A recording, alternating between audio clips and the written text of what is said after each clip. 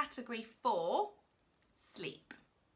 So I'm going to ask you a series of questions and I want you to honestly answer them. How much sleep did you get last night? What time did you go to bed? What time did you get up? What did you do before you went to bed? And how did you feel when you woke up this morning? We really rarely ask ourselves questions about our sleep, and it's really rare for us to actually prioritise our sleep. Now, as humans, we are designed to sleep. Like, it's an innate part of us, and we are designed to get good sleep because during sleep, our body repairs itself, our muscles repair, our brain pathways develop, our skin repairs, like all of these things that help us show up as our best self and that actually look after this gift of a body that we have. All of those things are helped and supported through us sleeping. And yet so often we say we don't have time for sleep. Sleep is not important enough in our lives. We are too busy. We have too much going on. And that is just not true, because if you are honest with yourself about what you did in the hour, maybe the 2 hours, possibly even the 3 hours before you went to sleep last night, they probably involved scrolling through your phone, Instagram, TikTok, YouTube, and then maybe you watched a really pointless drama soap series on Netflix, which might have been alright, but to be honest hasn't improved or enhanced your life in any way and wasn't a necessity right then and there. And yet those were the things that you were prioritising over sleep. Those things, you thought scrolling through TikTok was more important than going to sleep. You need to change your priorities. Sleep is so important. It is so important. And it is so important that in the run up to going to sleep, you're doing the right things. You know, you're staying away from screens. You don't need me to tell this. You know this already. You know the impact of the light. You should be leaving your phone downstairs. Read your book. Do some journaling.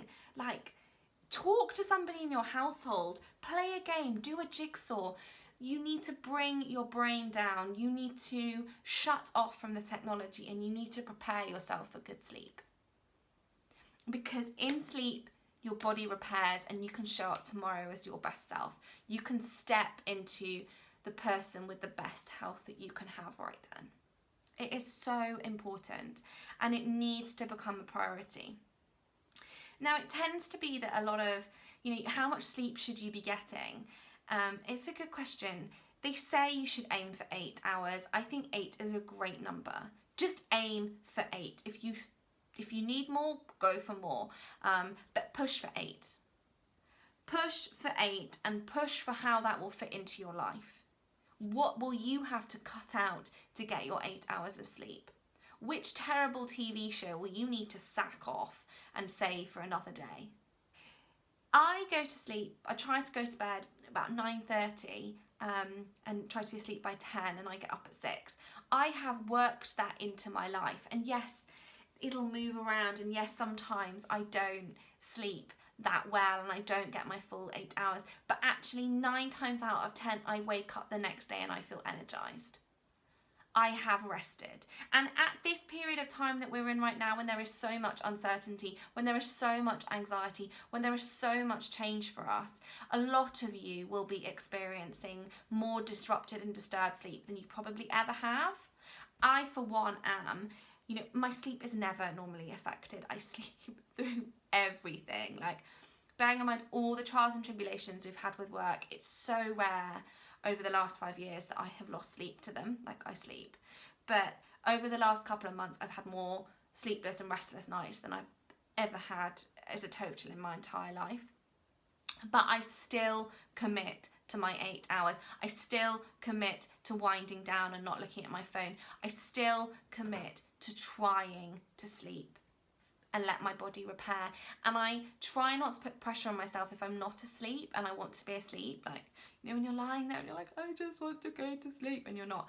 Just try and let that be, and I try not to beat myself up about it, because you know, I figure I'm still resting, I'm still showing up for myself for sleep, and if my body can't quite get there, then that's okay.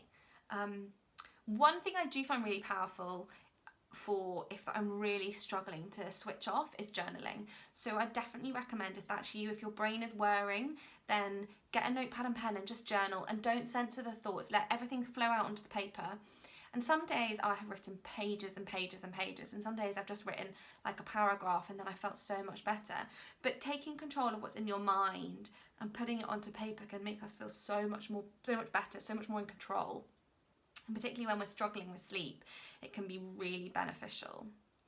So that is point number 4, is getting your sleep in. All right, make it a priority. It should always be a priority.